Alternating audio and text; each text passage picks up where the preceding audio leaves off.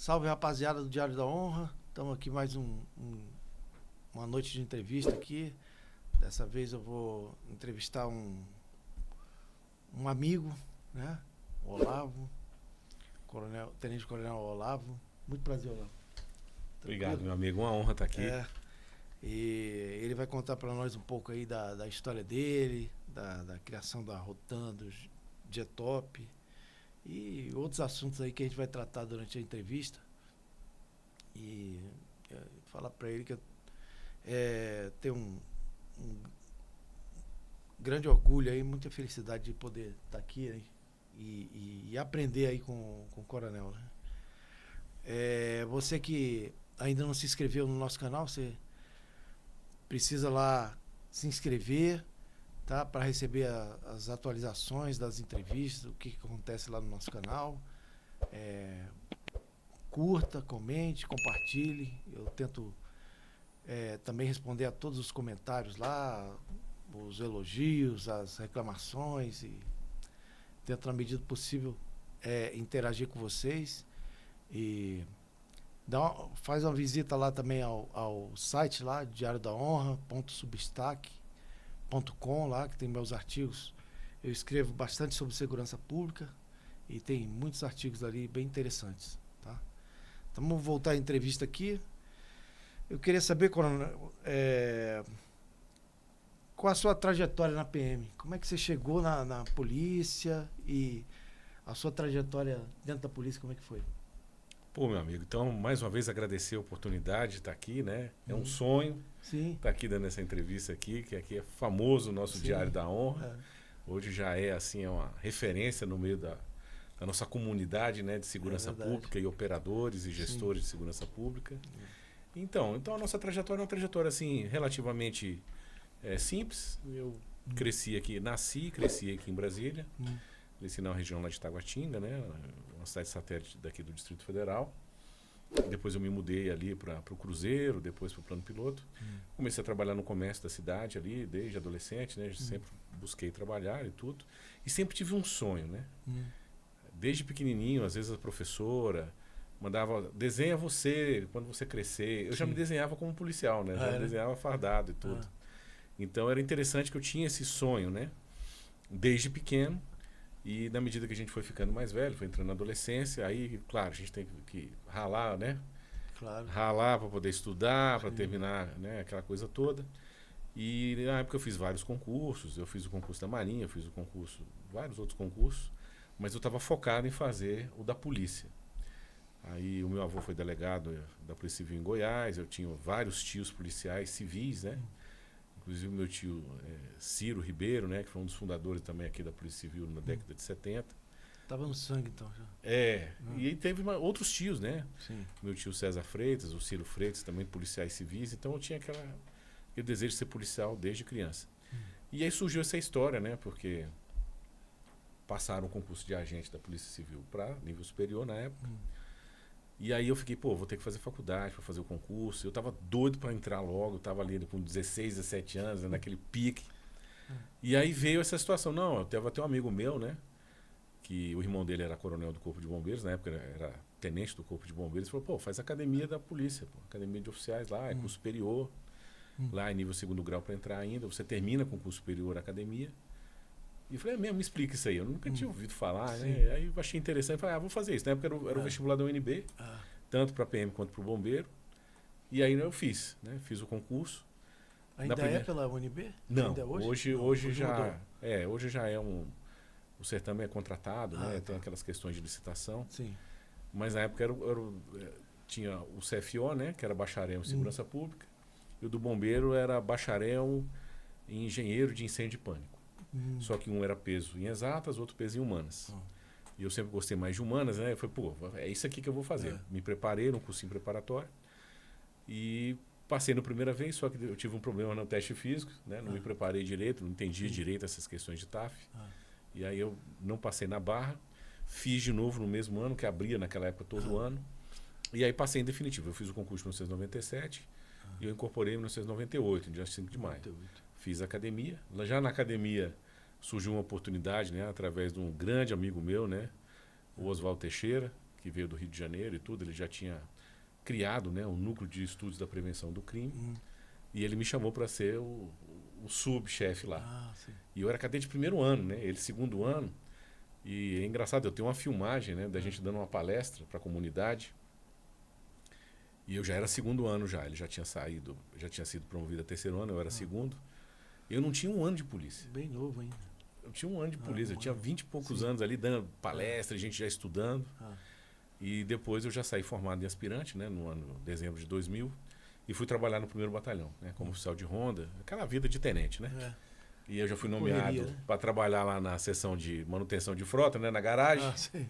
E ali a gente começa aquela vida nossa de oficial, né, fazendo procedimento, fazendo sindicância. E foi uma vida relativamente assim, era o esperado. Só que desde o começo da minha carreira, por sorte ou azar, né, a gente crê que tudo concorre para o bem daqueles que amam a Deus. Eu já comecei a pegar muita ocorrência séria, desde a época da academia ainda. E eu peguei uma ocorrência muito grave quando eu saí de formado, né? Foi o primeiro tiroteio que eu peguei, num assalto à estação do metrô. E foi uma ocorrência muito complexa, assim, né? Enfim. E aquilo ali foi me dando, foi meu batismo de fogo. E eu fui passando por várias ocorrências mais pesadas, envolvendo enfrentamento, envolvendo uma série de questões. Isso daí foi me dando aquela tarimba já de polícia de rua. Com o tempo fui ficando mais experiente. Casca, né? Aquela casca grossa. E eu, graças a Deus também, na academia, a gente teve a oportunidade de fazer alguns cursos como cadete. Então, por exemplo, naquela época eu estava tendo a TIS, que era uma escola que era sediada no Paraná, que trouxe um pessoal que veio dos Estados Unidos da SWAT, né, para dar treinamento. Aí eu fiz esse curso da TIS, depois eu fiz 2 cursos pela Polícia Civil, né, do Distrito Federal, lá na época na CESIP, curso de pistola e calibre 12 como instrutor. Então, quando eu saí da academia, eu já tinha vários cursos. O senhor procurou se especializar durante Sempre, o período da academia? Da academia. Então, quando eu saí da academia, eu já era instrutor de tiro. Sim. E aí, quando eu fui lá pro 1º Batalhão, eles já me botaram para dar aula, para dar instrução. Minha vida toda foi essa, instrução. Sim. E aí, logo em seguida, eu fui pegando essas ocorrências. Então, eu já era instrutor. Já era especialista em armamento. Eu estudava muito essa questão de armamento.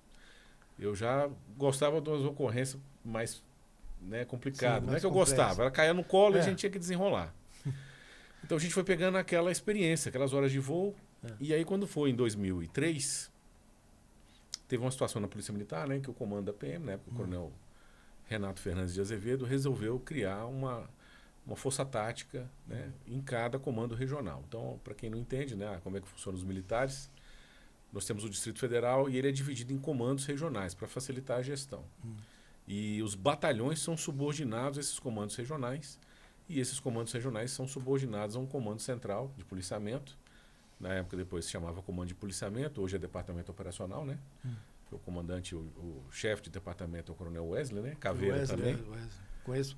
Aliás, um grande abraço aí, o Coronel Wesley deve estar nos Coronel Wesley, grande Caveira, é o nosso comandante de policiamento hoje. Forte abraço, Coronel.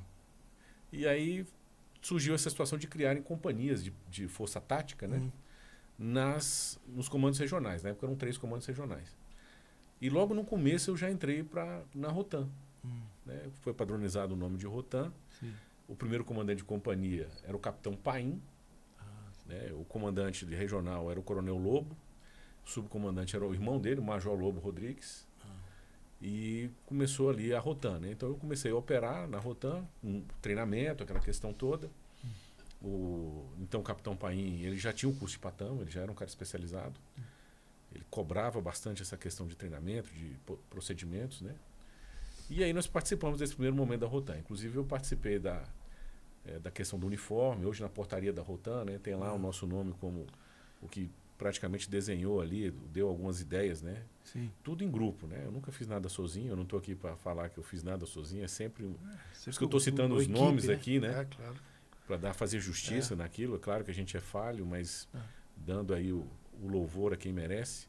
A gente participou dessa questão do uniforme, né? Do uniforme camuflado urbano, que na época veio uma grande novidade. Depois chegaram as primeiras viaturas camufladas urbanas, né? Que foi a X-Terra. Só que aí teve um problema, lá na Rotan do CPRM, né? O capitão Paim saiu da Rotan. Eu também tive um problema lá com a nova chefia, né? Era uma outra visão de gestão e a gente acabou que saiu, eu voltei para o 1º Batalhão.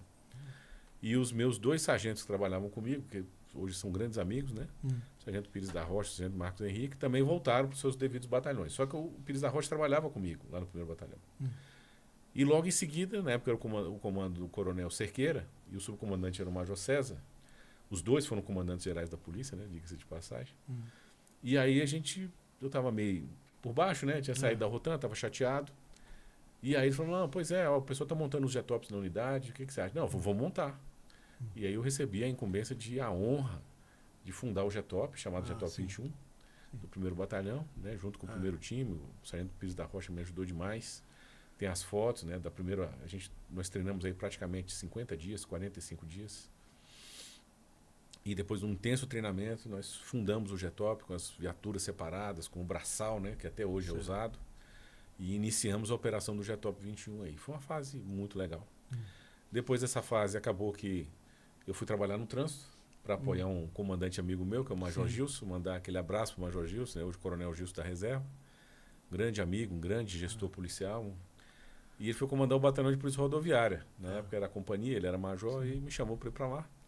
Eu não era muito fã de trânsito não, mas onde o chefe precisa a gente vai, né? Sim.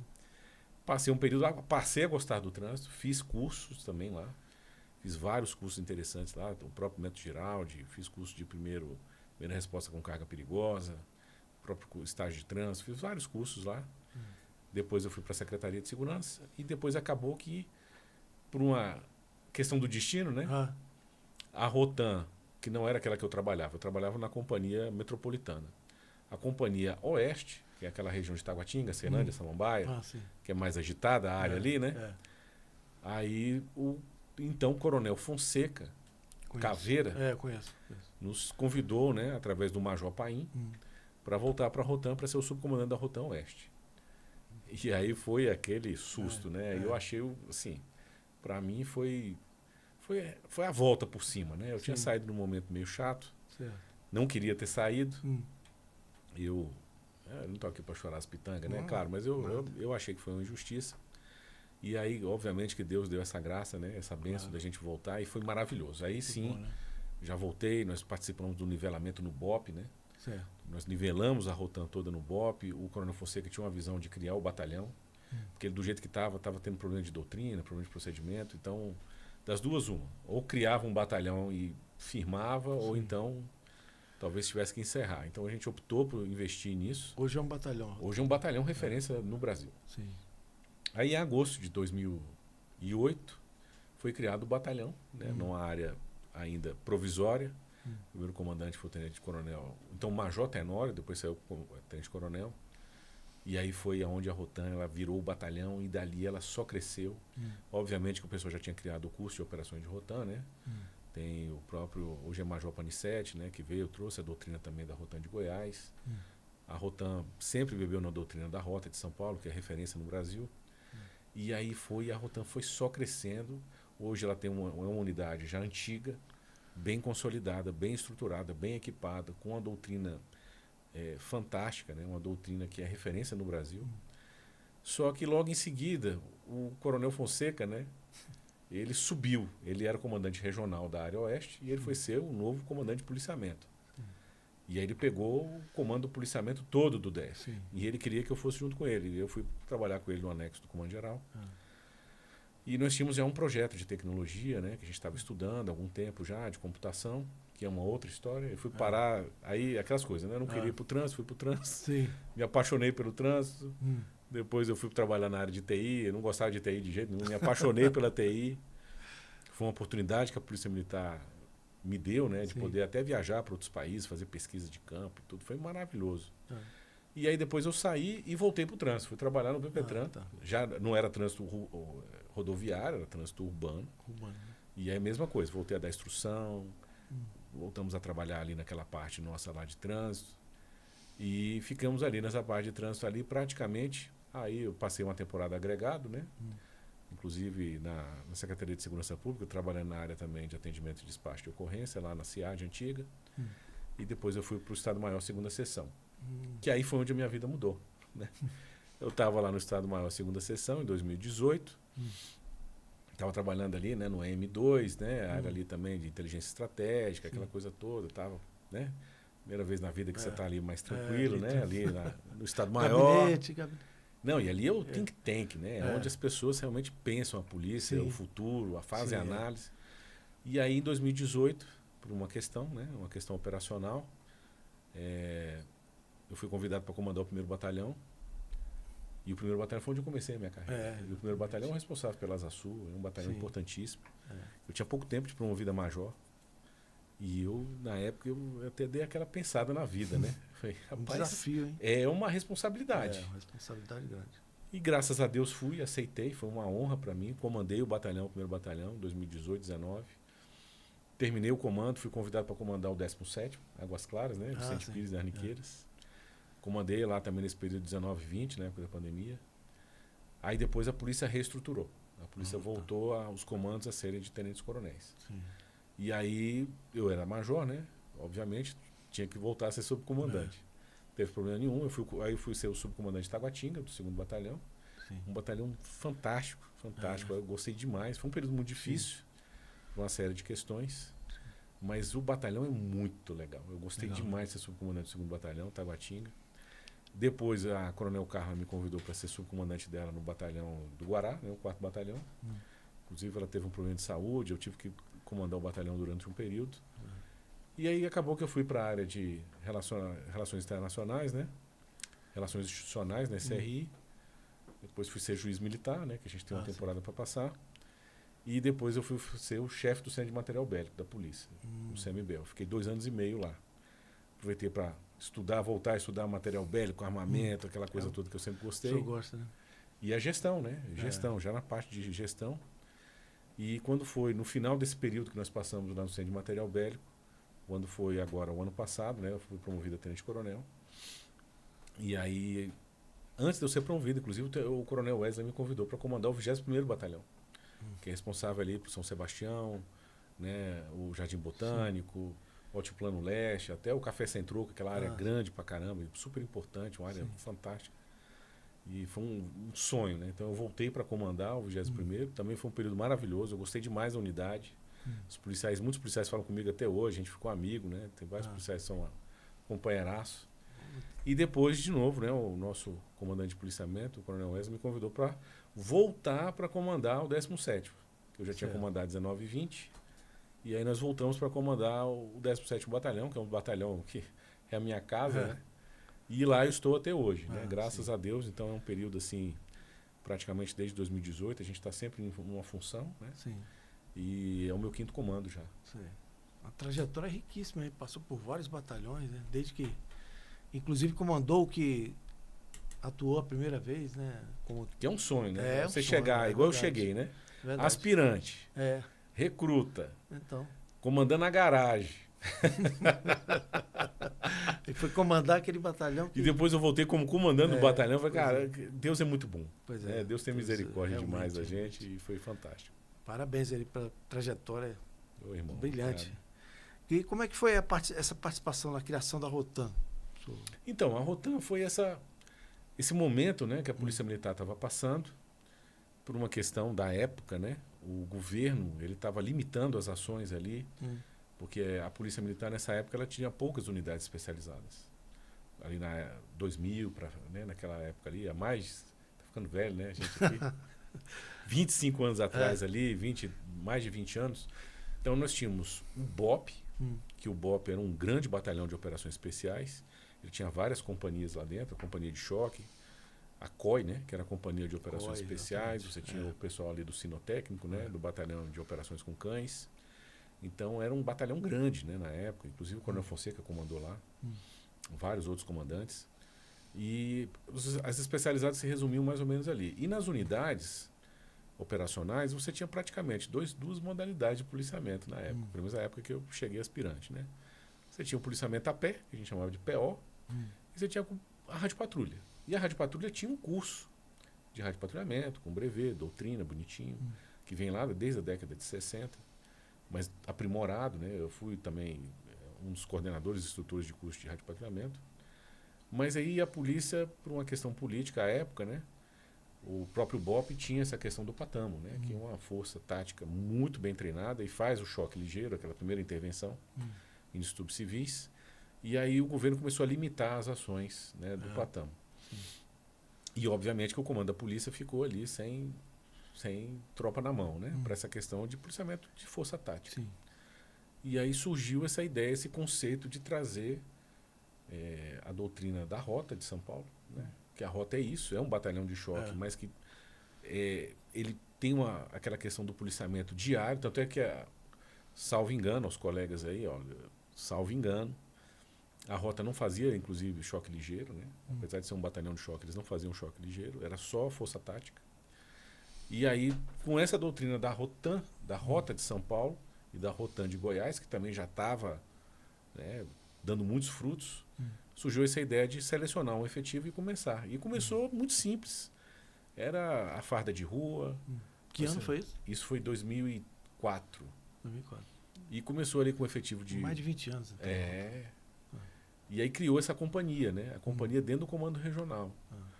E aí eu fui o responsável para ser... Eu fui designado comandante da equipe B de Rotan, né? Na época era o tenente Caleb, que depois foi comandante do batalhão de Rotan, foi comandante do batalhão de choque. Sim. Um grande comandante, um grande amigo, um grande oficial, referência no Brasil. Era o comandante da equipe Alfa, eu comandante da equipe Bravo. E o outro tenente da minha turma, o Lúcio Flávio, também sniper, operações especiais, um cara espetacular. Também eu comandante da equipe Charlie. Aí a Rotan metropolitana do CPRM estabilizou. Com o comando então, do capitão Paim, que era um cara que cobrava, né? Cobrava disciplina, procedimento, mas também estimulava a gente a trabalhar, dava autonomia, né? E a gente teve muitas operações, principalmente naquela região, a região mais conflagrada na época, que era a cidade estrutural, né? A cidade estrutural estava numa época ainda uma criminalidade muito forte, muitos enfrentamentos, muitas ocorrências graves, muitos homicídios, crimes, estupros. Era uma região que estava precisando de um policiamento mais forte. E a gente teve aquela doutrina que veio de São Paulo e a ordem do comando da Polícia Militar, porque estava num momento muito delicado politicamente. Então eles deram uma ordem assim, ó, o máximo de efeito com o mínimo de efeito colateral. E a gente já entendeu. Ou seja, tem que prender, tem que cumprir a lei e, sendo possível, o mínimo de problemas, né, que são medidos através do número de sindicâncias e PMs. Então a gente tentava trabalhar tendo um mínimo de efeito colateral, cumprindo a legislação certinho, como todos os policiais fazem, mas a gente tinha um cuidado extra para não deixar dar problema, né? E isso aí entranhou na Rotan, né? Essa doutrina que a Rota tem, né? Abordou, ou prende um ladrão ou faz um amigo, né? É mais ou menos isso aí. Então a gente pegou isso aí e foi um período muito legal. A gente conseguiu muitas ocorrências, deu resposta a muitas ocorrências graves. Prendemos vários marginais, né? Pegamos quadrilhas, assaltos, pegamos na época também estupradores e a gente conseguiu fazer um cerco muito grande nas regiões, cumprindo a legislação, dando esse resultado e com o mínimo de efeito colateral. E foi por isso que a gente foi conseguindo que a Rotan fosse crescendo. O comando devagarzinho, né, foi pegando confiança. Hoje já está consolidado. Não, hoje é uma virou potência. Um batalhão também. É uma potência, potência. A Rotan hoje é uma referência no Brasil. Mas na época o comandante-geral, né, que era o coronel Azevedo, uma vez ele nos chamou, né, o capitão Paim e eu, para ver a questão do uniforme. E estava o subcomandante-geral na época, era o coronel Flávio Lúcio de Camargo, né? O coronel Renato Fernandes já é falecido, né, de saudosa memória, que Deus o tenha. O coronel Flávio Lúcio está bem de saúde. E nós chegamos lá para apresentar a farda camuflada, né? E o coronel Azevedo não gostou de jeito nenhum. Aquilo foi assim, uma fanfarronagem, não sei o que e tal. Mas aí o coronel Flávio fez uma intervenção, falou, não, mas eles estão dando resultado, os meninos e tal. Foi feito um estudo. E aí o coronel Azevedo pegou e autorizou. E foi a mudança, né? Porque a farda camuflada da Rotan é a sua identidade. Né? A sua identidade. A marca registrada. E pronto, dali foi onde a Rotan foi crescendo. Antes era o preto? Não, a gente usava farda uniforme de rua, normal. Não tinha nada, não tinha nem... Aí, com o tempo a gente colocou o Rotan no colete tático. Sim. Depois a gente colocou no vidro da viatura. Tem a foto do primeiro dia que a gente colocou no para-brisa traseiro da viatura, né? Rotan. O coronel Paim deve estar assistindo, vai assistir esse vídeo com certeza, né, coronel Paim? Então, o senhor, quando era capitão, obviamente que o senhor autorizou, né? Nada foi feito sem autorização. E foi ficando, a gente foi criando a marca da Rotan, foi criando essa presença. E hoje é uma potência. Hoje tem o curso de operações de Rotan, que é um curso também referência no Brasil. E hoje, praticamente, a gente deve uma parte, tudo no seu devido lugar e tudo, que os policiais de rua fazem um grande serviço, mas a Rotan ela tem uma importância muito grande hoje no cenário da segurança pública. Com certeza. E muitos oficiais foram fazer treinamento na Rotan de Goiás e na Rota de São Paulo para... Isso. Nós chegamos a fazer uma visita técnica na Rota de São Paulo, né? Sim. 2008, inclusive o comandante era o Tenente Coronel Telhada. E era um major também, Benhur, né? Que era o subcomandante lá. Nós conhecemos lá. Porque eu coordenei o primeiro torneio, né? Já em 2008. Os Jetops foram criados ali em 2004, 2005. Já com braçal, boina, né? A viatura já com raio. Mas em 2008 nós fizemos o primeiro torneio, né? Entre os Jetops. Tá. E até hoje o Major Pastrolin me ajudou demais na época, né? O Pastrolin também passou pela Rotan. E aí nós fizemos esse torneio, tudo pela batuta do Coronel Fonseca, né? Sim. E foi um torneio que foi fantástico. E o primeiro colocado que ganhou, que foi o Jetop de Taguatinga, o Jetop 22, ganhou uma viagem, uma visita técnica à Rota de São Paulo. Era a premiação. Sim. Além da medalha, o troféu, tinha essa viagem de estudos, né? E obviamente que o coordenador do curso tinha que ir junto. E aí nós fomos, até na época, hoje o Major Maidana, né, foi comigo e a gente fez uma viagem fantástica, conhecemos lá a rota. E foi muito importante isso pra gente, essas experiências, né?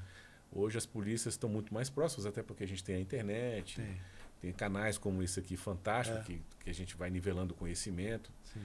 A gente vai viciando, né? Eu sou viciado em podcast policial, né? A gente ouve ali as histórias, né? Eu peguei, por exemplo, para assistir esses dias a história lá das entrevistas do Coronel Príncipe, né? Lá do BOP do Rio. Então a gente vai... são muitas histórias interessantes, né? Então, graças a Deus, a gente participou desse momento aí da Rotan. E é um grande orgulho, uma grande honra para nós. Sim. E já que o senhor falou de Jetop aí, também como é que foi a participação na criação do Jetop? O que é o Jetop? Explica para o nosso público aí.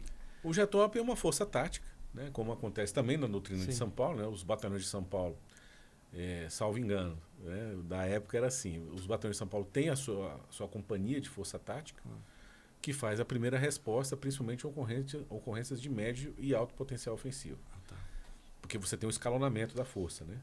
Obviamente que você tem uma viatura de 01, uma viatura de rádio patrulhamento, que são 2 policiais, à noite são 3, que está patrulhando um subsetor. Aí você tem as ocorrências do dia a dia ali. Na medida que tem uma ocorrência mais séria, uma ocorrência que o potencial ofensivo dela é maior, como, por exemplo, envolve arma de fogo, já é um assalto, já tem mais de um elemento envolvido na ocorrência, como criminoso. E aí você já tem uma força tática da unidade, do batalhão, que, por exemplo, os Jetops, né, o Grupo Tático Operacional, eles trabalham com 2, 3 viaturas, com 3, 4 policiais em cada viatura, arma longa, né, geralmente um fuzil 5.56, com uma 12 gauge também, com elastômero. Eles têm um curso, né, nós temos o curso, né, de Jetop que o pessoal faz, que é um curso muito, muito bom também. Já tem uma doutrina dentro dos Jetops e eles trabalham coordenados para dar essa resposta de força, né, para apoiar. Aquela mesma questão da Rotan. A Rotan ela foi criada para apoiar as unidades na ponta da linha. Para que jamais o policial, a unidade, o policiamento de rua, ele seja sobrepujado em meios pela atividade criminosa. Sim. Que acontecia na década aí, você lembra muito bem ali, no começo dos anos 2000, o Estado, as polícias não eram tão bem estruturadas como é hoje, e você tinha muita ocorrência grave. Sim. Às vezes um assalto que tivesse mais de 3 assaltantes ali, para você dar resposta era complicado, né? Porque você precisava de coordenação, doutrina, comunicação, e era uma coisa que estava começando ainda no Brasil naquela época. Então a força tática, né, os nossos Jetops, eles estão na rua todos os dias em todos os batalhões. Então, por exemplo, cada batalhão tem o seu. Tem o seu. Nós temos lá no 17º, que eu comando, o Jetop 37, que é uma referência também, um pessoal fantástico.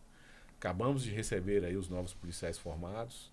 Desses policiais, os que foram voluntários e fizeram o estágio, né, com a gente, já estão trabalhando, já se preparando para fazer o COR, né? Aliás, o curso de Jetop, né, o curso próprio da atividade de força tática. E, obviamente, né, em comunicação com a doutrina de Rotan. Que a doutrina de Rotan, hoje, ela é o padrão para a força tática aqui no DF. Entendi. E eu sei também que o senhor é um excelente palestrante.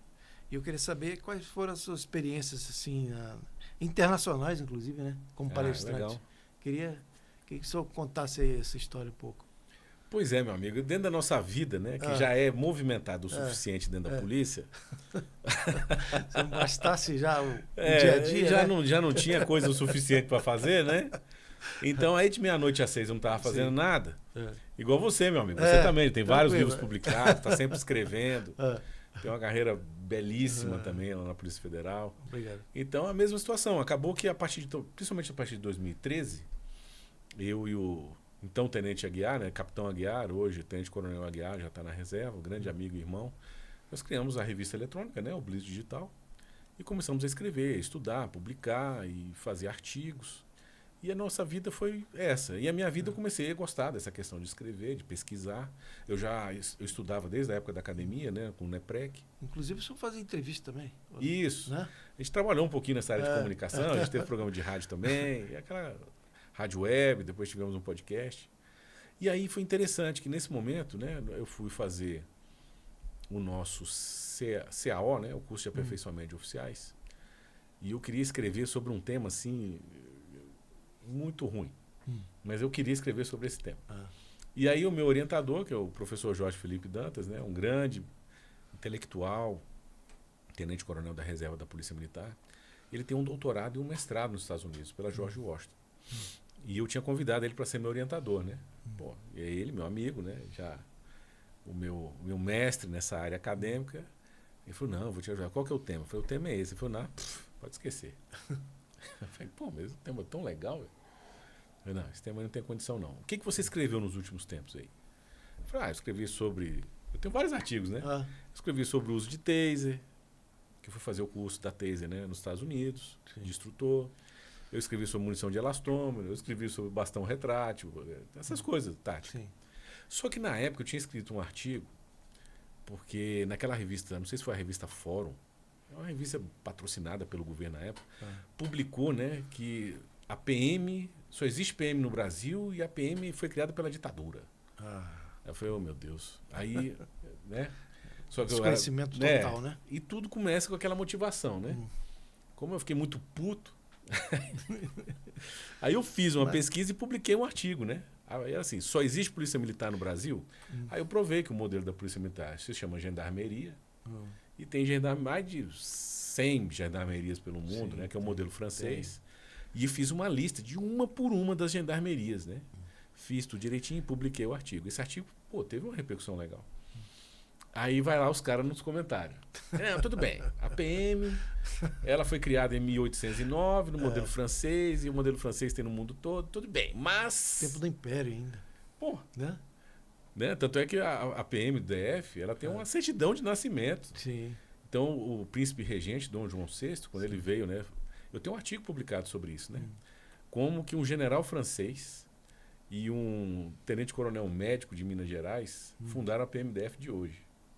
Está publicado lá na internet, só digitar lá para achar. E aí interessante bicentenária, né? Pois é, que aí o Dom João VI, ele chegou em 1808. Quando foi em 1809, no aniversário dele, no dia 13 de maio, que depois seria inclusive a data da assinatura da libertação dos escravos, em 13 de maio ele resolveu se dar um presente para o Brasil. Então ele publicou a criação de vários órgãos. E ele publicou a Guarda Real de Polícia, que eram 3 companhias de infantaria e uma de cavalaria.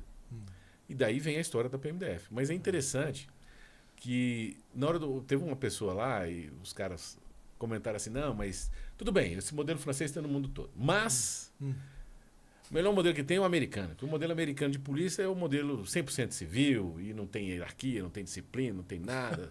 Todo mundo deita e rola. Eu falei, rapaz, eu mereço. Aí, então, aí esse totalmente. Não. Aí como eu não tinha... Aquele primeiro artigo, eu publiquei ele... Assim, eu fiz a pesquisa, escrevi, publiquei, mas eu não tive aquele, sabe?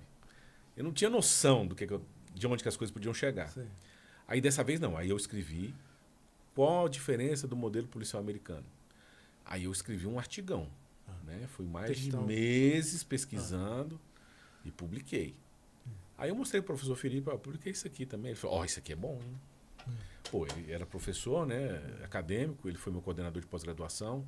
Ele morou nos Estados Unidos, ele fez um mestrado e um doutorado lá. Ele falou, é isso aqui, você vai escrever sobre o modelo de polícia comparada, Brasil e Estados Unidos. Sim. Eu falei, Jesus amado. Aí já me deu esse aqui um calhamaço de livro para ler, tudo em inglês, e aí foi onde a gente começou a pegar a manha do inglês também. E aí a gente publicou esse artigo, deu uma grande repercussão. Esse artigo está publicado hoje, inclusive, no site da FENAPEF, da Federação Nacional dos Policiais Federais. Uma honra ter o nosso artigo, né, que é um artigo científico, publicado lá. Foi publicado em vários sites. A própria a FENEM também, a Federação Nacional dos Militares Estaduais, publicou. E eu já estava satisfeito. Aí o coronel falou assim, agora você vai publicar em inglês e em espanhol. Eu falei, ô Jesus. Aí fui lá e publiquei. Sim. Publiquei, eu fui aprender o espanhol também para poder escrever. Sim. E nessa desses artigos ficarem girando por aí, eu comecei a pegar a manha, né? Comecei a receber contatos, né, do exterior. E aí quando foi em 2016, eu recebi um convite. Eu tinha publicado um artigo sobre crime organizado. Já estava estudando sobre crime organizado no Brasil e na América do Sul. E terrorismo. E foi nossa primeira experiência... Não, minto, desculpa. E aí eu já tinha publicado esse artigo, publiquei em inglês. Aí tinha uma pessoa dos Estados Unidos, na época eu trabalhava até na Embaixada do Brasil em Washington, falou, pô, esse artigo é muito legal, está publicado. Vamos se inscrever o seu artigo num evento que vai ter em Sarasota, lá na Flórida. Um evento acadêmico fantástico. Eu falei, tá. Aí inscrevi o negócio lá e passou. Foi aprovado para fazer esse painel. E foi a minha primeira palestra fora do Brasil. Foi nesse artigo, nessa temática, comparando o Brasil, o modelo policial brasileiro e o americano. Aí, para e passo, eu comecei a estudar sobre crime organizado também. E aí surgiu um convite para ir para a Espanha, dar uma palestra lá no CESDEM, né, no Centro de Defesa Nacional, em Madrid. Que também, pô, mudou minha vida essa palestra lá, os contatos que a gente fez. E aí eu já estava com essa pegada lá com o pessoal dos Estados Unidos, já tinha essa pegada aqui. E aí a gente começou com essa questão de palestra, participar de painéis. A última participação nossa internacional é um outro aspecto que a gente estuda também, a questão histórica, né? Eu tenho um livro publicado também sobre história, a Revolução Russa. E aí eu participei, comecei a fazer parte do INISEG, né? Que é um Instituto de Segurança Pública e Defesa de Madrid, né? Na Espanha. E eles me pediram para fazer uma palestra sobre a participação brasileira na Segunda Guerra Mundial, no Teatro de Operações ali da Itália. Também em espanhol, e a gente fizemos essa participação ano passado. Então, demos essas palestras, também eu já fui em vários eventos, né, do próprio FBI também. O último foi em Cartagena, na Colômbia, onde eu fiz uma palestra lá, eu fui palestrante já como instrutor. E aproveitando essa pesquisa que o senhor fez sobre modelo de polícia americano e brasileiro, eu queria saber, você pode explicar um pouco melhor essa diferença e lá funciona, aqui, o que tem de bom lá que poderia ser trazido para cá, ou o que tem de bom aqui que lá não existe? Você pode explicar um pouco essa diferença? Claro. Não, é interessantíssima essa pergunta, porque assim, especialmente depois que eu participei, né, lá do National Academy, lá nos Estados Unidos, lá em Quantico, eu convivi com policiais dos Estados Unidos de todos os níveis, né? Então lá eles têm a mesma questão nossa aqui. Eles têm, só que a municipalidade tem um papel preponderante no modelo de polícia americano, que é a primeira diferença nossa. Primeira diferença, não, vamos falar assim, a primeira diferença mesmo é a evolução histórica. Porque o nosso modelo vem do modelo francês, de gendarmeria, que é um modelo de gendarme, né, um modelo de polícia militar. E os Estados Unidos eles já vêm naquele que eles chamam de quasi-military. Então é um modelo meio híbrido ali, né, que vem dos antigos xerifes, aquela coisa bondados, toda. Né? Dos counties, que é como se fosse a junção de municípios para fazer um serviço público, né? Então isso aí sempre chamou muita atenção. Eu só fui entender isso quando eu viajei para os Estados Unidos, realmente, fui estudar. E aí a gente entende primeiro. Então a evolução histórica é diferenciada. Então tanto os países que eles chamam de Commonwealth, da comunidade de bem comum, né, de língua inglesa, eles têm essa pegada, né, da polícia não ser uma gendarmeria, ela ser um modelo de quasi-military, né, que eles chamam. Mas eles têm, que foi o foco da nossa pesquisa acadêmica, eles têm a ética e a estética militares dentro das forças policiais. É um paramilitar. Exatamente, é um quasi-military. Porque quando a gente pensa assim que as polícias são 100% civis, né, e acha que o pessoal lá não vai ter hierarquia e disciplina. Claro que tem. Todas as forças policiais do mundo, que não seja, sei lá, numa tribo de índio, né? Vai ter hierarquia e disciplina, óbvio, porque você vai separar pessoas da sociedade para ter um poder muito grande, que é o poder de cercear os direitos, de prender as pessoas, em caso de intervenção, de confronto, né? Usar os meios letais. Então, essas pessoas têm que ser separadas, elas têm que ter um treinamento separado, e óbvio que tem que ter controle. Mas é interessante, né? Porque o imaginário brasileiro é um imaginário muito doido, assim, achando que... E é muito pelo contrário. Então, o que a gente... Primeira questão, né? Que é interessante lá. O nosso modelo hoje, vamos botar assim, né? Eu estou falando em massa, em quantidade. Certo. Ele é um modelo estadual. Né? Um modelo estadual. Você tem as polícias militares e as polícias civis, que praticamente tocam a segurança pública no dia a dia da população ali. É igual a minha vida lá do batalhão. Né? Nós temos as 3 cidades, e aí nós temos lá, quando tem um problema, vai a polícia militar, depois tem que fazer o registro da polícia civil, para terminar as investigações, fazer o inquérito, aquela coisa toda. É um modelo nosso ali. Mas nos Estados Unidos, a primeira diferença gritante que a gente vê é que é na cidade que a coisa acontece. É o City Police. Inclusive, né, na questão salarial, né, é interessante.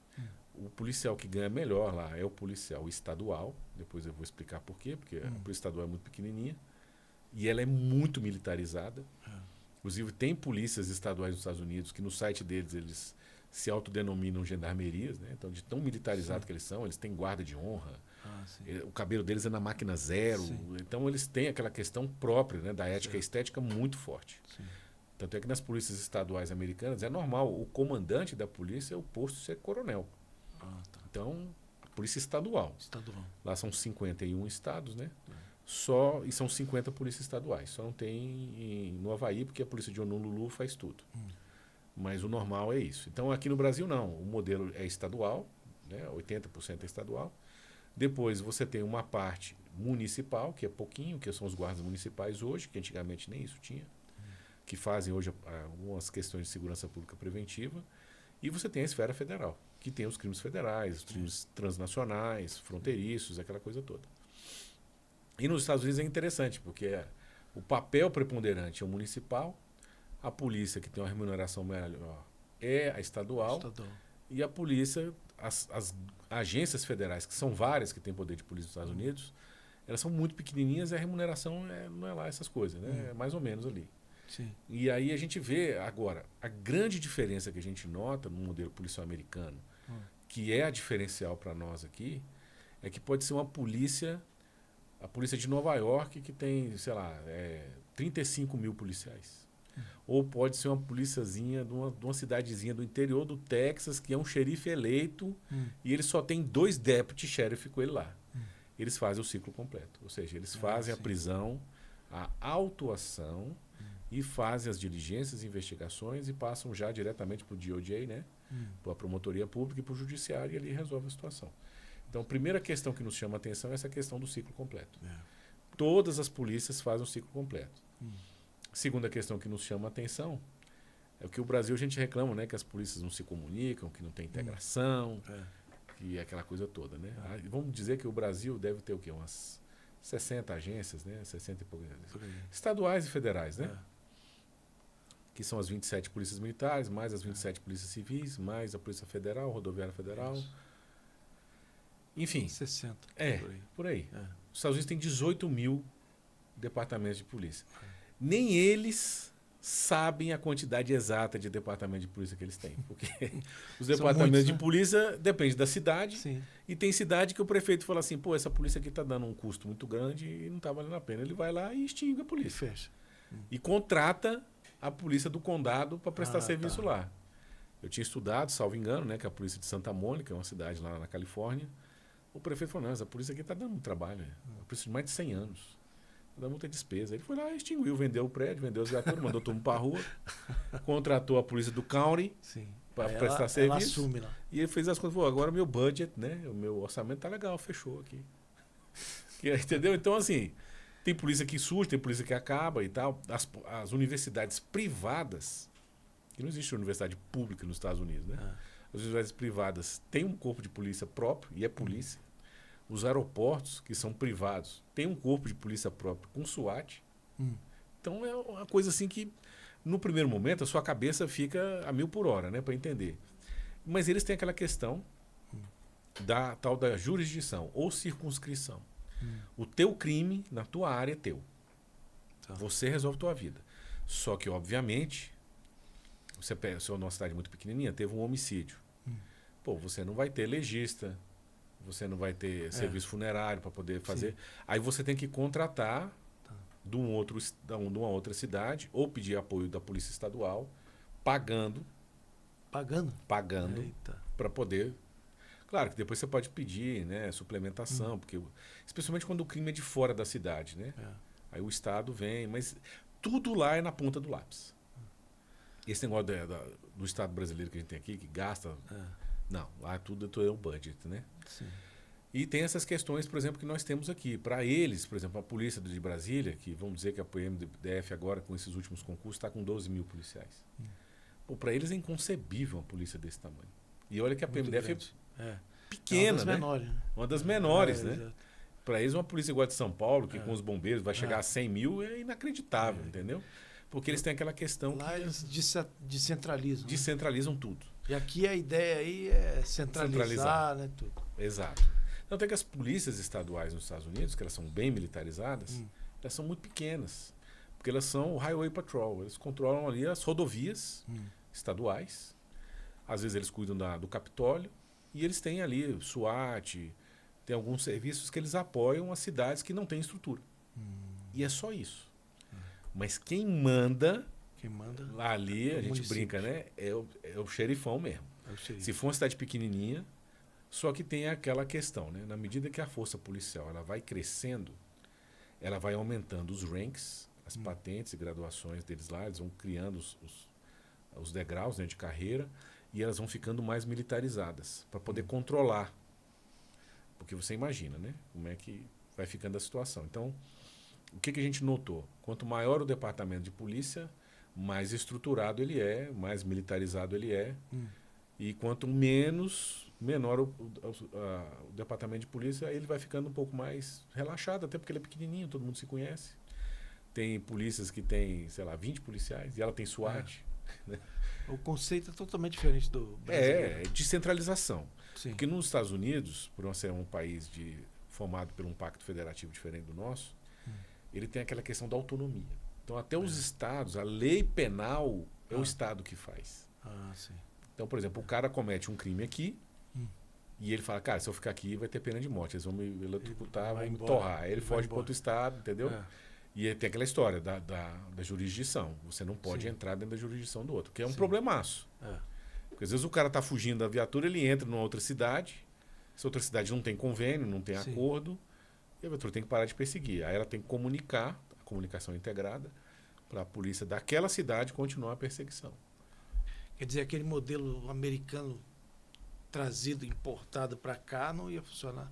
A não ser que mude muito a questão do pacto federativo aqui. Porque a questão assim... Legislação, né? E o custo, né? Então, Julião, o que eu vejo assim? Eles têm aquela questão que a sua vida é na cidade. Que o Estado é uma ficção jurídica. Você não mora no Estado, você mora numa reunião de cidades. Essa reunião de cidades vira um Estado e a reunião de Estados vira um país. Mas assim, mas você mora numa cidade. Então a cidade ela tem que ter autonomia. E lá o modelo até de tributação é diferente. Salvo engano, acho que 80% da tributação fica na cidade. Aí eles passam, sei lá, 15% para o Estado e 5% vai para o governo federal. Hoje 80% do nosso tributação vai para o governo federal. Então fica essa situação... Muito distoante, né? Exatamente. Da nossa realidade aqui. Eu queria que o senhor contasse também sobre como é que o senhor chegou lá na academia do FBI. Eu não conheço a academia do FBI. Como é que foi essa... Pois é, uma situação, né, meio fora de expectativa, né? A gente tinha essa questão de... Quântico? A academia do FBI, né, o National Academy, ele está localizado dentro da base dos Marines, que fica em Quântico, na Virgínia. Então, nós já tínhamos um relacionamento com a Embaixada Americana através de parcerias, de projetos, de treinamentos. Mas quando foi em 2020, eu fiz um application e a gente foi chamado para fazer um programa chamado IEP, que é o International Executive Program. Esse programa mudou a minha vida, né? Eu fui selecionado, juntamente com mais outro. Eu era comandante do 1º Batalhão da época, né, major.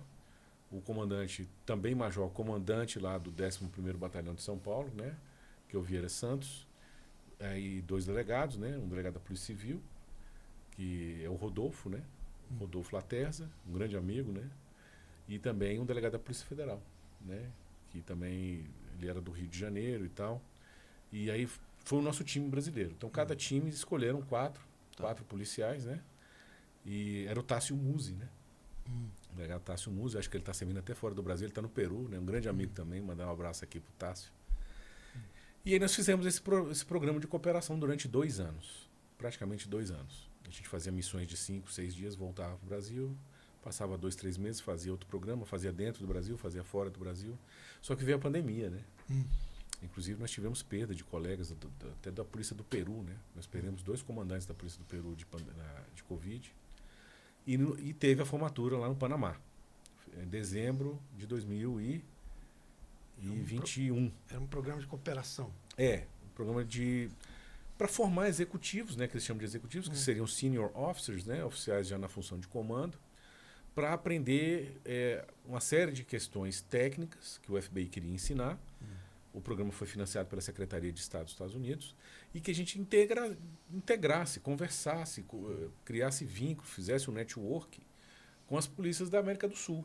Então eu tinha colega da Argentina, eu tinha um time da Argentina, tinha um time lá do Peru, tinha um time do Paraguai, tinha um time do Panamá. Sim. Então foi feito esse grande evento, né? A formatura foi inclusive lá no Panamá, foi espetacular. E dali quando foi isso do final de 2021, quando foi em 2022 teve um evento, né? Um retreinamento, como se fosse assim lá em Washington, nós fomos chamados para lá também. E aí depois veio para a gente fazer o application para o National Academy, né? O National Academy, na sessão que eu fiz, que é a sessão 286, era 1 por país. Então eu apliquei e fui selecionado como representante do Brasil no National Academy. E o National Academy, para nós da PM, né, é como se fosse um CAE, um CSP. É um curso de altos estudos. Ele é focado para comandantes, gestores, diretores, policiais que estão já acima dos 40, né, que já tem ali uma carreira. Já é para quem faz gestão, realmente. É como se fosse realmente um curso de altos estudos. É como a ESEM aqui do Exército. Como se fosse isso. Comando do Estado-Maior. Porque o National Academy tem uma história desde a década de 30, e as polícias americanas, como elas são milhares, o governo americano, o governo federal, obviamente, ele não vai fazer intervenção, ele não vai querer centralizar nada. Mas ele criou o National Academy para botar as melhores práticas de gestão para os comandantes, né? Para que eles voltassem para as polícias deles, grandes ou pequenas, e fossem adotando essas melhores práticas. E isso hoje transformou a polícia americana numa referência no mundo. Você vê que os standards das polícias americanas é fantástico. E você vai numa polícia pequenininha e você vai para uma polícia de uma cidade grande, parece que é a mesma polícia, porque o cara anda do mesmo jeito, a estética... É um padrão, né? Padrão, o cabelo cortado, a farda trincando, os equipamentos de primeira, né? Então eles são muito bem alinhados com isso. E é uma tradição, né? Então, bem motivados também. Motivados. Claro que remuneração policial nos Estados Unidos, pelo padrão americano, não é tão alto. É a história que o policial americano ganha milhões de dólares, isso aí não existe. Ele é classe média ou classe média baixa, né? Igual nós aqui no Brasil, ele é mais um do povo ali, mas ele tem aquela questão do dever cívico, eles cultuam o dever cívico, né? Aquela questão do amor à pátria, de servir, da abnegação. E outra coisa que eu observei lá quando eu estive lá é que a população respeita muito o policial, independente se ele está sozinho ali na viatura ou tem 2, mas o respeito que o povo tem com o policial é muito grande. Bem diferente daqui, né? É diferente. Não, e eles têm o Veterans Day, né? Aí, por exemplo, quando eu fui fazer lá no National Academy, uma coisa que me chamou muita atenção foi que era uma turma grande, de 250.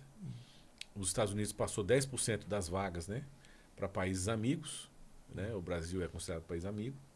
E aí eu fui representando o Brasil e foram policiais do mundo todo, Europa, da Ásia, da África, da Oceania.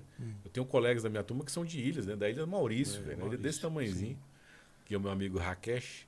Então foi uma experiência única. Não tem uma experiência igual do National Academy no mundo. E você fica enfurnado, porque é uma academia, né? Paramilitar, dentro de uma base dos Marines. É uma unidade também de inteligência. E você fica ali praticamente 4 meses enfurnado. Né? Não pode sair, né? Internado, só sai final de semana. Limitação de locomoção, limitação de comunicação. E dentro desse período que a gente estava lá, foi muito interessante a gente notar algumas dessas similaridades e diferenças entre as polícias. Inclusive, a gente, por exemplo, eu tive um grupo de amizade lá muito forte, tanto americanos quanto internacionais, que eles falam, né, o pessoal que veio de fora. Pô, tinha um grande amigo meu que ele era um tenente-coronel, né, da polícia de um país muçulmano. Ficou um amicíssimo que eu tenho até hoje. E aí tem um amigo meu também da Romênia. Aí teve um outro lá que é da Polônia. Conhece gente do mundo todo, né? E você vê que o policial, a vida do polícia é a mesma. Sim.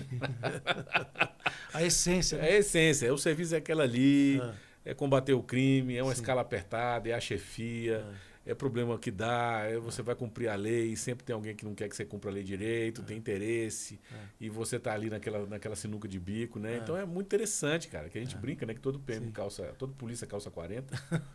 Né, porque os calibres eram 40, né? Mas é muito interessante. E o americano, ele é um grande anfitrião, né? Para quem já fez curso fora do Brasil, nos Estados Unidos, sabe do que eu estou falando. Aquela questão assim, né? De você ser muito bem recebido, muito bem tratado. Eu não tinha diferença nenhuma para o agente, né, para o americano, né? Nato para a gente. Muito pelo contrário. Porque o meu colega de quarto, né? Que a gente lá é em duplas, né? Os apartamentos. E é sempre um estrangeiro e um policial americano. Porque é aluno também. No meu caso era o sargento, que hoje já foi promovido a capitão, né? É o Daniel Patton, do Washington State. Não é o Washington capital, o Washington State ele fica na costa oeste americana, lá em cima, perto do Canadá. Sim. E ele, cara, assim, ele comentava assim, pô, só para os internacionais, velho. Tinha evento que era só para gente que era estrangeiro. Sim. Teve uma visita que nós fizemos, um módulo, na verdade, de treinamento, que nós fomos para Washington e fizemos esse módulo lá dentro do quartel-general do FBI, que é o Headquarters, que fica no J. Edgar Hoover Building, né? Que J. Edgar Hoover é o fundador do FBI. E só foram os internacionais, os americanos não foram. E eles não foram autorizados nem a visitar o museu que tem lá. Eles tiveram que ficar na academia. Um privilégio. Então. Aí eles ficaram magoados lá e tal. Eu falei, meu irmão, eu não posso fazer nada. E a gente, que era internacional, teve um módulo, né? Que aí o nosso colega, nosso companheiro entrou junto. Alguns treinamentos nós fizemos especificamente para os internacionais. E teve uma certificação só para nós. Então, quando terminou a academia, eu tive o certificado, né? Do FBI, que é o que tem lá na minha sala. Sim. Recebia das matérias acadêmicas, que lá tem matérias acadêmicas pela Universidade da Virgínia. Então a gente recebeu lá como educador policial esses créditos. E tem o IOD, né, o International Operation Division do FBI, fez um módulo de integração policial internacional que só a gente que é internacional recebeu. Sim. Então é interessantíssimo. Interessante, viu? E eu queria que o senhor contasse um pouco das experiências como comandante dessas unidades que o senhor falou. Sim. Se tem alguma história, um fato que o senhor possa contar. E principalmente a experiência como comandante, assim, como líder. O que o senhor aprendeu? É um grande desafio, né? É um grande desafio. A gente está em função praticamente desde 2018. Como eu comentei, né? O meu 5º comando agora comandando o 17º Batalhão. E é um grande privilégio, é uma grande responsabilidade. Que você tem que lidar com a vida dos policiais, do dia a dia, que é pesado. O nosso serviço é muito pesado, né? Já teve alguma perda? Graças a Deus, no meu comando, não. E foi assim, uma pergunta interessante, porque eu fui comandante do batalhão, do mesmo batalhão que eu estou comandando agora, né? Eu fui comandante na época da pandemia. E aí o que acontece? Começou a pandemia lá em Águas Claras, os primeiros a se contaminar foram os bombeiros e depois os policiais. Não teve, mas rapaz, não teve erro. Né? E aí eu tive aquela situação, eu estava com um filho pequeno em casa, né? Muita criança. E aí eu tive que tomar uma decisão. Os meus policiais adoecendo, a cidade entrando naquele pesadelo que foi aquele coronavírus, aquela pandemia, que foi um pesadelo. Não teve ninguém que passou ileso, né? E eu tive que tomar uma decisão, irmão. E eu tomei uma decisão que eu nunca me arrependi, que foi praticamente alugar, né, um apartamento, uma kitnetzinha em frente ao batalhão, porque eu sabia que se eu ficasse lá eu ia acabar adoecendo. E aconteceu, eu peguei 2 vezes. Mas eu não ia deixar o meu posto. Eu não ia deixar os meus policiais. Sim. Então eu aluguei essa kitnetzinha e eu fui um dos primeiros a adoecer no batalhão. É como comandante do navio que não abandona... Eu fui um dos primeiros. Tanto é que foi um peteco, né? Sim. Que praticamente eu peguei, né, o coronavírus. Que eu tava já que eu estava lá no apartamentozinho, eu rodava com o pessoal e tudo. E eu peguei, né? A primeira vez. E o meu subcomandante é o Major Aracaki, né? O Aracaki é médico também, e caveira. O Aracaki é uma figuraça, você tem que trazer ele aqui. É, né? Aracaki. Ele é espetacular. Pois é. E aí ele foi até fazer o exame comigo, né? Falou, não, comandante, o senhor está com pneumonia, o senhor tem que ir para o hospital. Ixi. E na época não tinha tratamento, não tinha nada, né? É aquela história que fica até... Segura a respiração, quando você ficar azul, vai para o hospital e entuba. Puxa vida. Eu falei, rapaz, que loucura. Aí eu fui para o hospital, né? Ninguém sabia como lidar com isso. Fez lá, deu que eu estava com pneumonia, não sei o quê, me deram a medicação, né? Os antibióticos, mandaram para ficar isolado 14 dias nesse cubículo, desse tamanho que eu tinha alugado, né? Haja livre também. É. Esse livro eu escrevi na pandemia. Vamos falar já. O fruto da pandemia é esse livro aqui. Aí já que não estava fazendo nada mesmo, eu vou escrever. Né? Na verdade, eu juntei os artigos, né, que eu já tinha publicado, depois eu fiz aí criei uma linha narrativa. Mas foi muito interessante. Aí eu tô lá, né? Fiquei 14 dias lá, né? De pneumonia lá dentro do apartamento. Só que quando eu voltei, na época da DESAP, a diretoria de saúde, era até o Coronel Alvino. Ele era o diretor de saúde, se não me engano. Ele me ligou, desesperado. Falou, porra, você pegou? Eu falei, eu acho que eu peguei. Não tinha saído ainda do exame, né? Sim. Mas aí você vai entubar e você como é que tá indo? Eu falei, não, vai entubar não. Quer dizer, eu acho que não, né? E graças a Deus passei esse primeiro susto, depois eu peguei para valer mesmo, né? Sim. E minha família também pegou aquela coisa toda. E depois eu peguei a segunda vez, mas a gente, o que nós fizemos? Mesmo vacinado. Não teve para ninguém. Aí o que a gente fez? Eu tomei uma decisão. Eu criei um grupo de trabalho, como se fosse um grupo de assistência mesmo no batalhão. Era Cabo Saori, né, já falecida.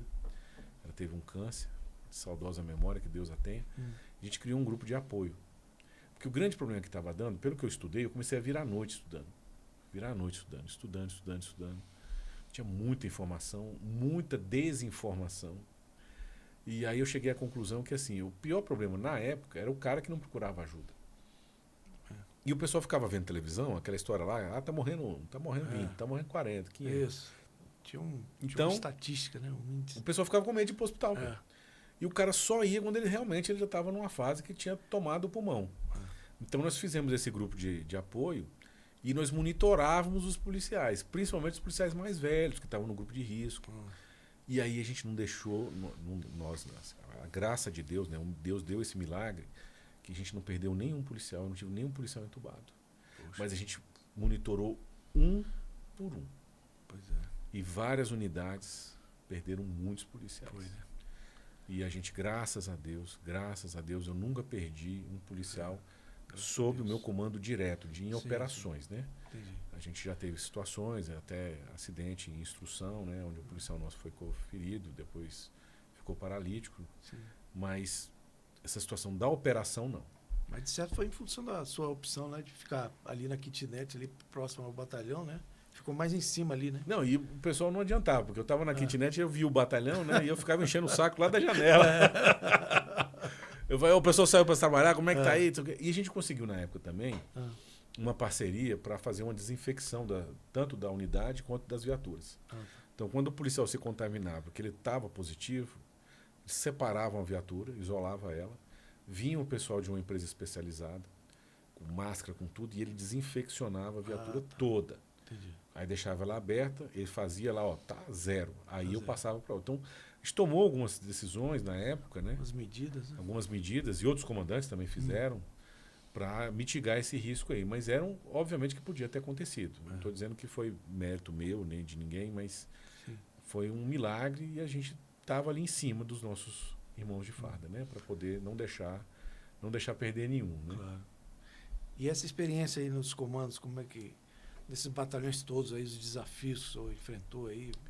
O primeiro desafio, Junão, foi quando eu fui nomeado comandante do primeiro batalhão, que é o batalhão da Asa Sul, um dos batalhões mais importantes da polícia, numa área crítica. numa hora crítica que eu fui nomeado. Eu tinha um ano e pouquinho. Batalhão vitrine, assim, vamos dizer, né? Que é um não, e onde está todo mundo ali, tá as autoridades e tal, ali, pô. E era meu sonho, né? Comandar e tudo. Então foi uma responsabilidade muito grande, só que na época era comando de major. E os comandos, eles tinham sido reestruturados para que a gente ficasse com a estrutura mínima de gestão na unidade e o restante ficasse no comando regional. Então a parte de escalas, planejamento operacional, estatísticas, inteligência, ficava tudo no comando regional, chegava para o batalhão só para você operar. O bombeiro usa esse modelo até hoje, né? Acredito eu que funciona bem, até porque eles são aquartelados. Mas esse modelo era muito difícil fazer ele funcionar. E esse primeiro comando foi assim, eu não vou te negar não, irmão. Foi um desafio. Teve várias situações, obviamente, não posso contar aqui, mas depois eu te conto. Sim. Mas a gente passou muita dificuldade lá. Assim, da situação em si, sabe? Estava naquela época ainda de eleições, aí estava tendo questão de crime organizado dentro do Brasil, ameaças de um lado e de outro. Foi uma época muito complicada, muito delicada. E a área era muito sensível, né? Depois eu fui comandar o 17º, que foi um dos melhores momentos da minha carreira. Tirando a época da Rotan, para mim foi o melhor período da minha vida profissional, antes desse comando atual que eu estou agora. Sim. Só que eu peguei, pô, quando eu estava começando a curtir, aí pegou a pandemia. Ai, meu Deus do céu. E ou eu estava entrando na Covid, ou eu estava no auge da Covid, ou eu estava saindo da Covid, ou eu estava pegando de novo, né? Mas foi muito bom, assim, eu gostei muito do comando. E quando a polícia tomou a decisão acertada, né? Foi até uma decisão muito bem planejada, estruturada, de retomar, né, o padrão normal de unidade, né? Onde tem um tenente-coronel-comandante, tem um major subcomandante, tem um major-chefe da estatística e instrução, tem os capitães, comandante de companhia, você tem toda aquela estrutura de inteligência. Antes era tudo centralizado no comando. Foi uma ideia que não funcionou. Né? A gente pode dizer hoje, e eu passei pelos dois modelos, e a polícia tomou essa decisão sábia, então a gente não está aqui criticando, não falando nada, a gente está falando, né, um fato. Se tentou fazer uma otimização de efetivo administrativo. A intenção era liberar policiais da área meio para a área fim, mas não deu certo e a polícia reestruturou. Esse ano, inclusive, nós voltou às agências de inteligência para as unidades, né? Mérito também do coronel Wesley. O S2? O P2. É o P2. E aí pronto, o batalhão voltou até aquela potência de unidade policial e com a autonomia que a gente tem hoje para comandar aqui no DF. Por um lado é muito bom, por outro lado, é uma responsabilidade também que você não tem para onde fugir muito, né? Porque está tudo com você ali, a bola. Então, a primeira questão foi essas experiências que a gente passou, né? De comandar 2 batalhões como major, depois comandar 2 batalhões como tenente-coronel, que foi uma situação, já o batalhão reestruturado, né? Totalmente diferente. E eu também, como gestor da área meio, né? Dessa unidade específica da polícia, que é o Centro de Material Bélico. Mas aí é uma outra história, né? Mas a parte operacional hoje, acho que a gente já tem bastante horas de voo. Já tá E a gente brinca, né, que o comandante hoje, seja de qualquer batalhão de polícia do Brasil, creio eu, ele é como se fosse um equilibrista, né? Ele tem que equilibrar vários pratos assim. Porque você tem uma demanda da corporação, o comando da polícia ele tem uma demanda de missões, de resultados, de entregas que você tem que fazer. Então você tem que estar atento à cadeia de comando da polícia, porque o comando de batalhão ele é muito crítico. Então ele tem que estar sempre aquela questão do voo de aeronave, né? Você tem que estar sempre alinhando ele dentro da linha do comando da corporação, porque você não pode sair um pouquinho, porque senão destoa. Tem que olhar para dentro e para fora também, né? E vem do comando da corporação, prioridade total.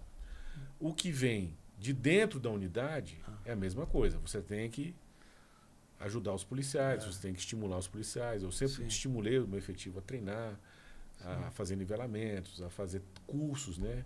Então eles estão sempre fazendo cursos, a gente consegue curso para eles, faz nivelamento, tentando estimular o policial a estar ser bem atendido, ele ter qualidade de vida no trabalho, que é muito complicado também, porque a carga de serviço é muito grande.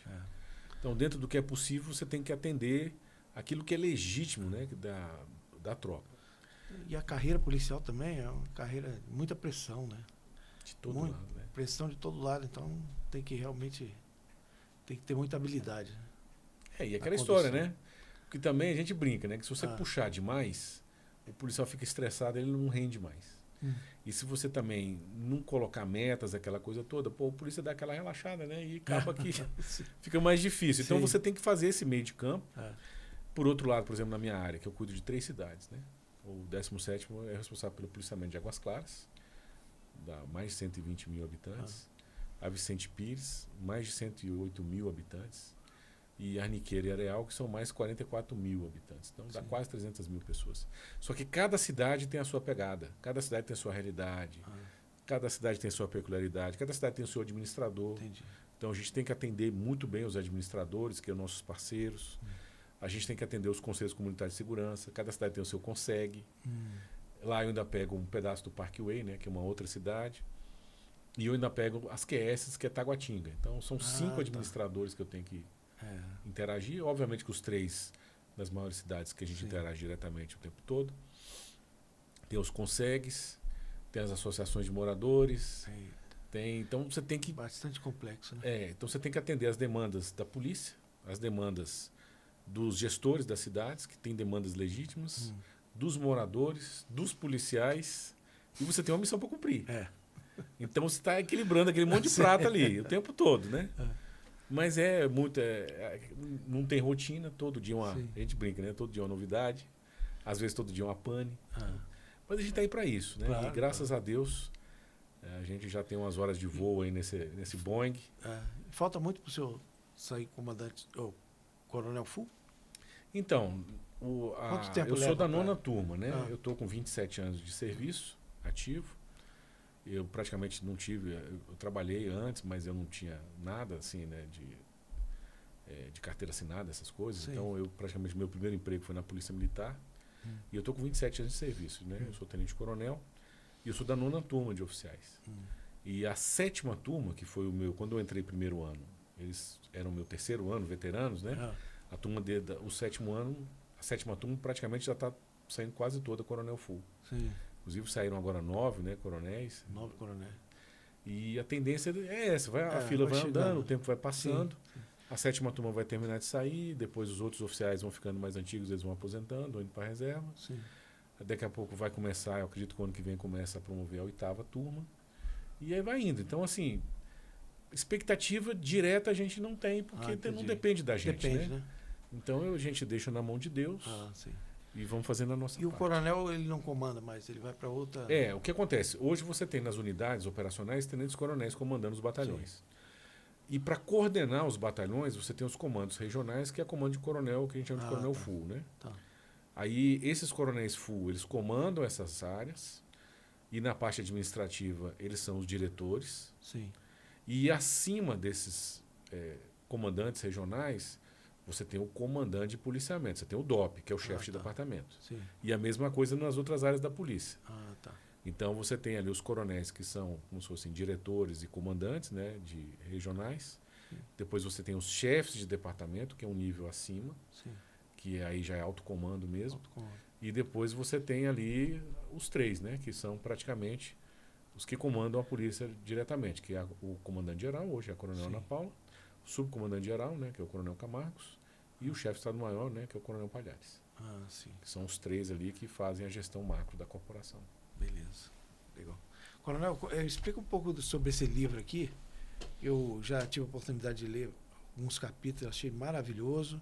Inclusive eu recomendo a todos aí que adquiram. Ele tá vendo aonde? Então, ele está na Amazon, né? Ele está na Amazon. Ele está disponível fisicamente, está disponível também em formato e-book. A Guerra Civil do Crime no Brasil. Como a impunidade, o consumo e o tráfico de drogas e a inversão de valores mudaram a realidade brasileira. Isso aí o senhor escreveu confinado lá no... já que eu estava curtindo meu Covid, estava lá confinado nos meus 5x3, na minha cela de monge. O senhor gosta de escrever bem, né? Esse é o primeiro livro? Não? Porque na verdade o que a gente fez? A gente estava naquela situação, e o pessoal da editora também me ajudou nisso, eu queria pegar, juntar os meus artigos e publicar para poder ter um livro. Só que aí o pessoal falou, não, vamos fazer uma linha narrativa e faz um material inédito e tal. E aí deu muito certo. Então a gente pegou numa linha cronológica, mas lógica. Porque o que acontece? O primeiro diagnóstico, né, e a gente está aqui pregando para um convertido, segurança pública hoje que nós temos no Brasil é literalmente um colapso. Todo dia que a gente vê é um colapso. E por que que algumas sociedades que não têm o desenvolvimento humano que a gente tem no Brasil, que não tem a história linda igual o nosso país tem, não tem a riqueza que o nosso país tem, não tem a capacidade que nós temos, é um país tranquilo, que não tem crime organizado, que é muito mais seguro de viver, e o Brasil está nesse buraco. E o Brasil, o mais interessante, irmão, é o seguinte, o ponto de inflexão disso aqui foi quando eu assisti um documentário que está na internet disponível, que os americanos eles vieram no Brasil na década de 30, 1936, a Metro-Goldwyn-Mayer, eles fizeram um documentário que hoje está no YouTube em HD, colorido, e não é colorizado, ele já foi filmado colorido, que era assim, Rio de Janeiro, cidade de esplendor. Eles falam da capital do Brasil, que era considerada uma das cidades mais seguras, limpas e organizadas do mundo. Olha só. Você assistiu o documentário, véio, se você não se emocionar é porque você não tem coração, você tem pedra. Então, aí eu fui pesquisando, falei assim, cara, pô, até a década de 70, o Brasil era um país seguro. Na década de 80 começou a piorar e entrou nos anos 90 com aquele, e foi onde a gente chegou agora com 2016, quase 60 mil homicídios por ano. Nasceram as facções criminosas, né? E aí vem, entendeu? Então, assim, o Brasil nunca foi isso. Nunca foi isso. Isso é uma exceção. O nosso país, o nosso povo é um povo maravilhoso, é um povo trabalhador, é um povo honesto. E é um problema que ele é multifacetado. Ele não é um problema simples e que surgiu da noite para o dia. Então, nós pegamos esses artigos, selecionamos eles numa linha narrativa, cronológica e lógica, e fizemos tipo um calendoscópio. Então, você tem alguns artigos que falam de impunidade, você tem uns artigos que fazem, que é uma parábola. Faço uma parábola, por exemplo, com a questão, né, da bomba atômica de Hiroshima e a Revolução Comunista em Cuba, como é que ficou depois desses países, qual que saiu do buraco, qual que não saiu. Eu faço uma parábola de um médico, né, que ele passa por um paciente que está com um problema, né, grave de saúde, que ele fala assim, você está muito doente, né, é uma parábolazinha, né, um conto, fazendo analogia conosco. O cara estava muito doente, ele vai procurar um médico famoso, e o médico famoso, não, você está doente desse jeito aí, com essa infecção que está quase te matando, mas a culpa não é do vírus, a culpa é do seu sistema imunológico, são os seus glóbulos brancos que estão oprimindo o vírus. E o vírus, porque ele está oprimido, cara, ele está ficando mais violento. Sim. Aí o cara, né? Então nós vamos fazer o seguinte, eu vou te passar um remédio, você vai matar os glóbulos brancos. Porque na hora que você matar o seu sistema de defesa do seu organismo, os vírus eles vão ficar tão felizes que eles vão parar de fazer mal para você, cara. Vai viver todo mundo feliz para sempre. Claro que o cara morreu, desgraçado, né? E a gente fez esse paralelo com o que a gente vive hoje. Porque hoje, esses pseudo-especialistas, né? Sim. O problema da violência no Brasil e da insegurança pública é a polícia, cara. É a polícia. A gente que está morrendo na rua. Com certeza. Os policiais aí, né? A gente tem um número imenso de policiais falecidos em serviço.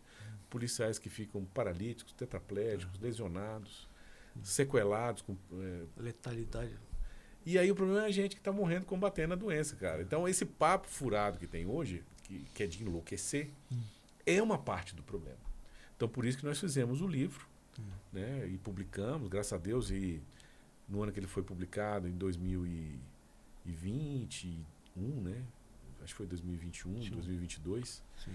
Aí ele concorreu, né, pela Biblioteca Nacional lá no Rio de Janeiro, ganhou a medalha, né, do mérito literário na área de segurança pública. Sim. Foi Parabéns. um evento muito legal. Legal. E está aí publicado. Então, assim, a gente está lutando, a gente está alertando, a gente está avisando, a gente está estudando. E o nosso país ele tem plenas condições de voltar a ser um país seguro. Sim. De ser um país como a gente viu os vídeos, né, da década de 50, 60, que o Brasil tinha seus problemas, tinha suas misérias, tinha tudo. Mas era um país que não tinha a violência e a criminalidade num patamar que tem hoje. Que se você pegar 60 mil homicídios, multiplica por 10 anos. Pois é. 60. Vai dar 600 mil. Em 20 anos vai passar de 1 milhão. Qual a guerra, tirando a Segunda Guerra Mundial, que deu 1 milhão de vítimas? Aí por isso que eu afirmo no livro que o Brasil está vivendo uma guerra civil do crime. E é uma guerra civil que cada dia ela piora, porque o brasileiro ele tem uma tendência de fingir que ela não está acontecendo. Sim. Eu dei uma palestra na UNB, antes de publicar o livro, no Fórum pela Liberdade. essa palestra está na internet. E, obviamente, fui dar uma palestra na UNB, né? Falar que o PM deu uma palestra lá, teve uma galera que levantou, saiu. Não tem problema nenhum. Só que eu fiz uma pergunta para o pessoal que permaneceu, né? Foi 3/4 ainda da plateia. Quem dos senhores e das senhoras aqui já sofreu uma violência ou um crime, ou conhece uma pessoa próxima que sofreu uma violência ou um crime? Levanta a mão. 100% levantou a mão. 100%. Falei, isso é uma falência. É a falência de um sistema que não tem como ele permanecer do jeito que está. Não tem. Se você chega num ponto que 100% de uma plateia aleatória já passou por uma situação de um crime e uma violência, e eu estou falando de crime e violência, não estou falando, eu pedi até o pessoal, eu não estou falando de menino da 2ª série que roubou tua borracha, eu estou falando de crime. Ou uma pessoa, né, próxima. Tanto é que depois um senhor veio falar comigo e ficou até emocionado, falou que a mãe dele tinha sofrido um assalto, ou foi a mãe ou foi a avó, e o cara enforcou e matou essa pessoa, né, da família com um cabo de fio elétrico para roubar uma televisão. Meu Deus do céu. Então, assim, esse nível de barbárie que a gente está vivendo aqui que é uma coisa que eu posso falar porque eu já fiz curso fora do Brasil com policiais do mundo todo. Isso é fora do normal para os padrões do planeta. Não tem lugar no Brasil que está passando uma situação igual a gente está passando. Que a gente tenta normalizar, né? E o discurso é muito fantástico, né? Do médico, né? Você está com a doença que está te matando, pô, tem que matar seus glóbulos brancos. E outra coisa, agora eles estão com mais uma, né? É o desencarceramento em massa. Então, pô, você está doente com esse vírus, cara, eu vou botar um vírus do ebola na tua veia, que aí você vai resolver tua vida. Realmente, o cara morto resolve tudo, né? Morte solve est, né? A morte tudo resolve. Realmente, você mata o desgraçado, você fica livre dele. Mas se você quer ficar vivo, pô, é uma coisa absurda. E você vê, né? As pessoas, especializólogos, né? Aquela, não vou nem falar os nomes que eu imagino, mas aquelas pessoas, né, que tem especialistas, né? Especialistas. Com aquela cara de pau, né? Aquela empáfia. Né? Eu escrevi um artigo científico. Pô, artigo científico a gente escreve também. Escreve 100 vezes melhor, com biografia. Sim. E a gente baseia na realidade, não em delírios ideológicos, né? Do mundo da carochinha, do faz de conta, do blá blá blá. E blá blá blá, meu velho, é um negócio do inferno. Então, a primeira coisa que a gente tem que fazer na nossa luta, que é isso que eu te dou os parabéns aqui, é a tomada de consciência. A primeira coisa, o paciente tem que olhar assim e falar, cara, meu braço vai cair de podre, velho. Eu preciso procurar ajuda. Sim. E não adianta ir nos especialistas da televisão que vão falar que seu braço está podre por causa de uma bactéria e que o problema são o seu sistema imunológico que está oprimindo a bactéria. Tadinha da bactéria. Quando ela fica na parede, ela fica mais violenta. Desencarceramento realmente é um... Não, e agora a história do crime organizado, né? Aí a gente se mata para controlar os índices de violência, por exemplo, igual aqui em Brasília, a tropa, a polícia, aí reduz os índices criminais, aí vem alguém, reduziu porque o crime organizado tomou as bocas de fumo e agora, como, né, as facções estão dominando as bocas de fumo, não tem mais briga entre quadrilha e melhorou os índices. Ou seja, toda a melhora que tem no Brasil é graças às facções, cara. Não é a polícia. Não é a polícia. Mas aumentou o índice. É porque a polícia está oprimindo. Sim. A polícia está indo lá, não está deixando o coitado dos caras fazer um assalto a banco, cercar uma cidade, explodir o banco da cidade, terrorizar. Porque a polícia fica oprimindo. Porque especialista tem esse viés, né? Aí ele coloca uma narrativa dessa. Né? E bicho, é camisa de força, cara. Realmente tem que fazer um diagnóstico, internar. O problema do Brasil começou quando a gente acabou com os hospícios. Que hoje os loucos, eles dão palestras, eles têm cargos, e eles estão tentando convencer que o louco é você que está do lado de fora do hospício, entendeu? Pois é, pessoal. Aqui, então, eu recomendo mais uma vez aqui, A Guerra Civil do Crime no Brasil, eu já li, interessantíssimo, recomendo a todos comprarem. Excelente livro, e tem muitas ideias boas aí para o futuro da nossa segurança pública, se Deus quiser, vai melhorar, né? O senhor está com outro livro escrevendo? Alguma coisa? Isso, eu publiquei um livro agora sobre a Revolução Russa, um livro de história. É um livrinho, né? Não é sem grandes pretensões aqui, é um livrinho. Escrevi para 2º grau, né? Para o pessoal ali do 8º, 9º ano, e também 1º ano do ensino médio. E a gente está trabalhando agora. Livro didático, livro didático. Não, é um livro paradidático. É um livro que tá. conta a história da Revolução Russa, sem viés ideológico. E a gente fez essa pesquisa, que é um tema que eu gosto muito, que é a dinastia russa. Eu pesquiso muito ali o final do czarismo. E o meu foco de pesquisa é ali o final do czarismo, né? Ali do imperador Alexandre II, passando ali pelo Nicolau, até a morte do Stalin em 53 é o meu foco de pesquisa. Sim. E aí eu queria publicar um livro, né? Aí ao invés de publicar um catatal desse tamanho, eu falei, vou ter dó das pessoas, eu vou fazer um livrinho simples. Mas ali tem bastante material, né? Tem estímulo para você começo da Revolução. Isso, como que se deu.